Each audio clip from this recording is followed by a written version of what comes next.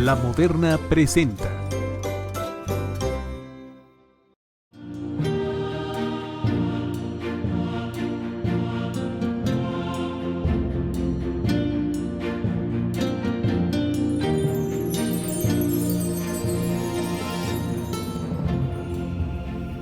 Que si los Borgia eran terribles y que entonces el Papa Borgia es el más grande ejemplo de la corrupción en el papado y estas cosas, pues es el resultado de difamaciones, desprestigios y sobre todo de calumnias en torno a una ilustre familia de apellido Borja, originarios de España, que ya instalados en Italia, pues su apellido se italianiza y queda como Borgia.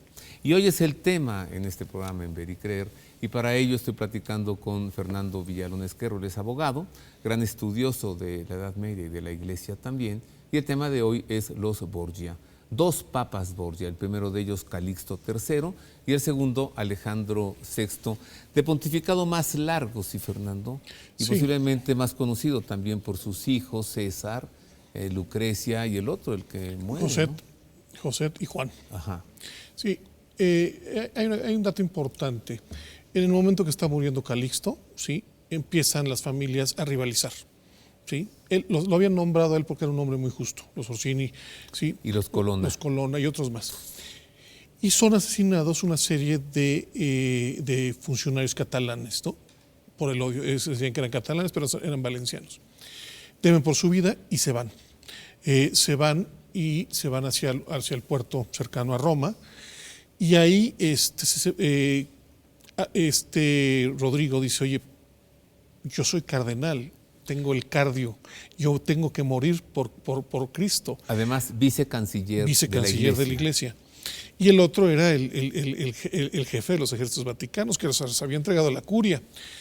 Esto hace que regrese y vea a su tío tirado en el palacio. El palacio ya había sido saqueado. Y el cadáver tirado. Y lo interesante es, para los italianos esto es un gran acto, ¿no? Él arregla el cuerpo de su tío, le pone 4 cirios y se queda hincado para que llegaran y lo mataran. Y esto es un gran acto para los italianos, les fascina esta situación, no lo matan, entonces le dan mayor prestigio. ¿Cómo? Él viene a morir al lado de su tío. Entonces, evidentemente viene un papa, se me va el nombre del papa, voy a sacar mi acordeón, Pío II.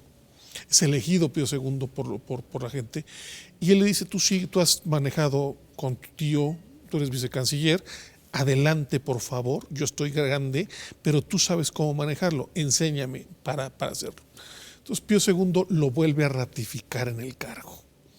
Entonces él sigue manejando como los hilos del Vaticano, y evidentemente es un hombre mayor y muere. O sea, era el número 2 del Vaticano. Era el segundo. El equivalente hoy al cardenal secretario de Estado. Así es. Eso era Rodrigo de Borja. Así es. Él vuelve a ver la situación, y se acordarán que había uno de los cardenales también con él que iban a huir. Y viene también, lo hacen papa con el nombre de Pablo II, que era Pedro Bandó, que era un cardenal amigo de Rodrigo Borja, y lo vuelve a confirmar en el mismo puesto. Como vicecanciller. Y sigue siendo cardenal, pero hay que decir una cosa, Fernando. Así es. Que en aquel tiempo el cardenalato no implicaba el estado clerical. Sí, eran funcionarios. Había muchos cardenales que no eran sacerdotes. Los delfines de Francia, varios eran cardenales hasta que se casaban. ¿Sí? No se necesitaba ser sacerdote ni diácono para ser cardenal. Era un puesto de importancia, pero burocrático en la Iglesia. Rodrigo Borja entonces era cardenal, pero tiene hijos. Claro. Pero él no tenía una promesa de celibato ni un voto de castidad. No lo tenía. Él, al tener hijos, no estaba cometiendo nada en contra de la fe. Así es.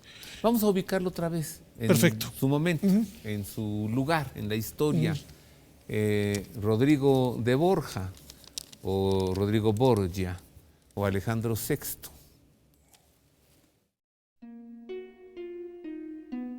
Alejandro VI, el Papa número 214 de la Iglesia, de nombre Rodrigo de Borja, nació en España, en San Felipe de Játiva, Valencia, el 4 de enero de 1431, hijo de Jofré Lansol y escriba, y de Isabel de Borja, hermana del Papa Calixto III. A los 19 años ingresó a la Universidad de Bolonia, en la que obtuvo el doctorado en Derecho a la edad de 25 años. Con una dama romana de nombre Vanozza Catanei tuvo 4 hijos: Juan, César, Lucrecia y Jofré. El 18 de diciembre de 1456, su tío, el Papa Calixto III, lo creó cardenal y vicecanciller de la Iglesia. En 1458 lo nombró obispo de Valencia, sin dejar de ser vicecanciller, cargo que mantuvo hasta 1492 bajo los pontificados de Pío II, Pablo II, Sixto IV e Inocencio VIII. También fue obispo de Barcelona de 1473 a 1479, legado pontificio para la resolución de varios conflictos y promotor del matrimonio de Fernando II y de Isabel de Castilla, a quienes en 1496 otorgó el sobrenombre de Reyes Católicos. Tras la muerte del Papa Inocencio VIII, resultó electo romano pontífice en el cónclave del 9 de agosto de 1492. En su oposición a las pretensiones de Carlos VIII de Francia al reino de Nápoles, consiguió matrimonios de sus hijos Jofré, Juan y Lucrecia con las dinastías de Cataluña y Aragón, y en 1499 casó a su hijo César con Catalina de Albret, hermana del rey de Navarra, para contrarrestar el peligro de una hegemonía hispánica en Italia. Bajo su pontificado presentó la bula Intercetera de 1493, que sancionó la partición de las tierras del Nuevo Mundo entre España y Portugal, y la bula Incena Domini contra los herejes. Restableció la censura de los libros en Alemania, envió misioneros a México, acogió en Roma a los judíos expulsados de España, restauró el castillo de Sant'Angelo, construyó el nuevo edificio de la Universidad de Roma y el Palacio de la Vicecancillería, e hizo decorar, por el Pinturicchio, las estancias del Palacio Apostólico del Vaticano. Alejandro VI, el papa que encargó la escultura de la Piedad a Miguel Ángel, murió el 18 de agosto de 1503. Sus restos se conservan en la iglesia española de Santa María de Montserrat, en la ciudad de Roma. Oye, Fer, pudiera decir, sus restos se conservan arrumbados en la iglesia de Santa de Montserrat, ¿o no? Junto con su tío Calixto III. Así es, así es. Y además, bueno, cuando entierra a Calixto casi ya nadie asiste, pues ya era de otro sexenio, digámoslo así, ¿no?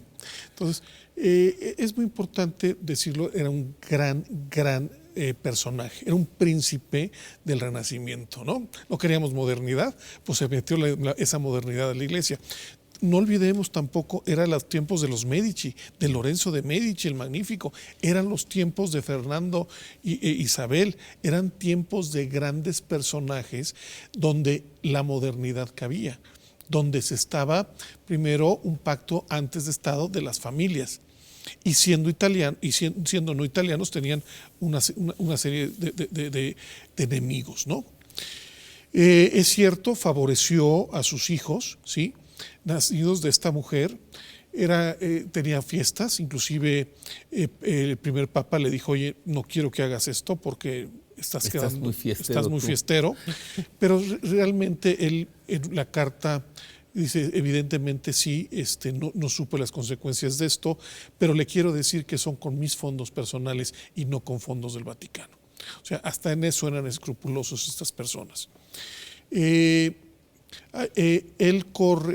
empieza a casar a Lucrecia a los 10 años, ¿sí? Primero con este personaje, ¿sí?, italiano, ¿no? Pero el patrimonio no se consuma porque le lleva 22 años y están en batalla. Entonces él regresa a su hija para casarla con Alfonso de Aragón, que era el rey de Nápoles. Esto le importaba mucho para contrarrestar también la parte francesa, porque Francia se estaba peleando con el reino de Aragón. Toda España no existía todavía. Y esta mujer que se casa con 14 años pues era muy feliz con este Alfonso, que también decía que eran muy guapos, que los hijos también del Papa Borgia eran profundamente guapos. Juan dicen que era el más bello, parecido a Lucrecia, güero, alto, ojo azul. Y Jofre, que murió, no sabemos mucho porque murió a los 14 años. A ver, ¿es cierto acaso que lo mata su hermano César? Es lo que dice la mayoría de la gente. Hubiera sido implacable por su imagen el Papa, porque sí lo fue. A pesar de poder llevar una vida disoluta, siempre estuvo hablando en contra de los matrimonios de los sacerdotes. Quiero decirte un punto. Cuando es nombrado Papa, lo hacen diácono, lo hacen sacerdote. Pero te quiero decir que fue nombrado a los 63 años de edad. Para aquella época, en plena Edad Media o Renacimiento, a los 63 años, ¿crees que hubiera tenido las orgías que dicen que tuvo? O sea, yo nada más lo quiero ver, ¿sí? Parte de las acusaciones que están diciendo es un Bucciardi, que es corrido de la corte pontificia. Él era el maestro de ceremonias, pero lo agarran por ser falsario y ladrón. Y él es el que empieza a ayudar, ¿sí? Primero la casan con una Sforza a esta Lucrecia. Claro, los Sforza no venían de una realeza, venían de un trabajo de banqueros y no eran bien vistos, Ludovico el Moro, porque eran arribistas, digamos, no eran nobles, no eran aristócratas. Un poco como los Medici. Como los Medici. Igual hay que ver esas grandes familias. Mucha autoridad, mucha riqueza. Claro. Pero no hay nobleza, no hay pureza nobleza de sangre. Entonces, Juan se enoja y entonces le dice Ludovico el Moro, pues tráetela y te está diciendo que tú eres homosexual. Entonces tráetela para aquí para ver si tienes relaciones enfrente de toda la corte. Entonces, entre Bucciardi y Juan empiezan a decir es que él la quiere para él. Su hija no la voy a disfrutar yo, sino la va a disfrutar el propio Papa. Entonces vienen todas estas acusaciones que saben perfectamente que vienen de Bucciardi.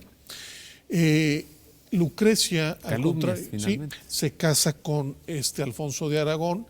Es muy feliz. Ahí también se cuenta otra historia de que fue Rodrigo celoso porque también quería a su hermana, ¿sí? Mata a Alfonso.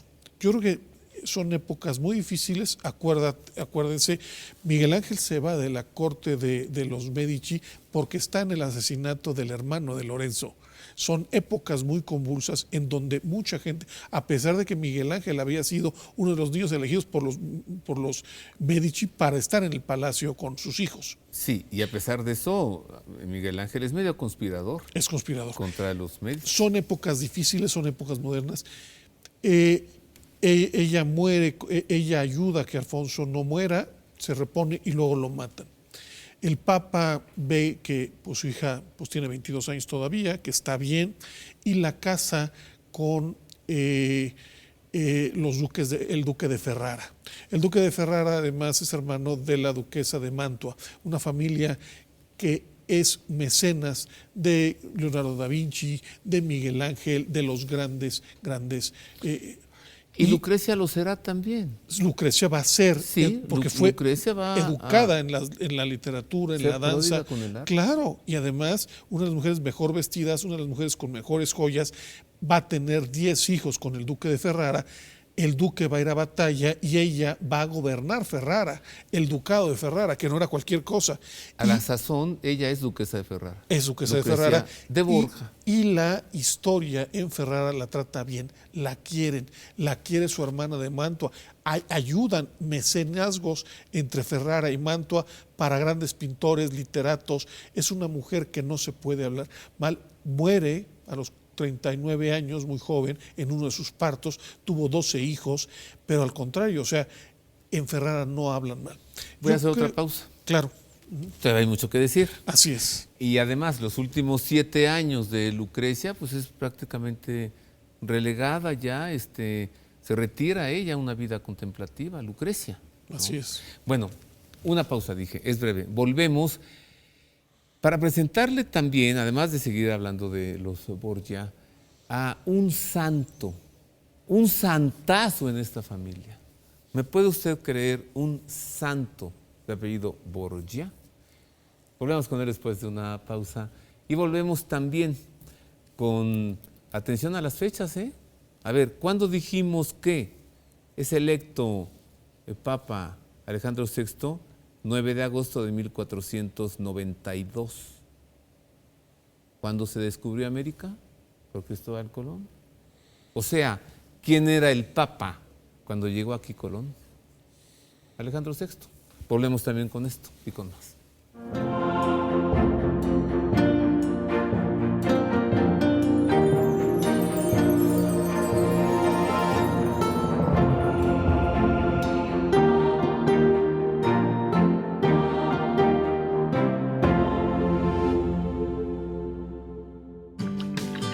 ¿Recuerdas ese delicioso plato de pasta? Sí, ese que tu mamá preparaba y que ahora aprendiste a hacer. O ese que aún después de muchos intentos, nadie ha podido igualar. En La Moderna cumplimos 100 años de ser la pasta de tu vida.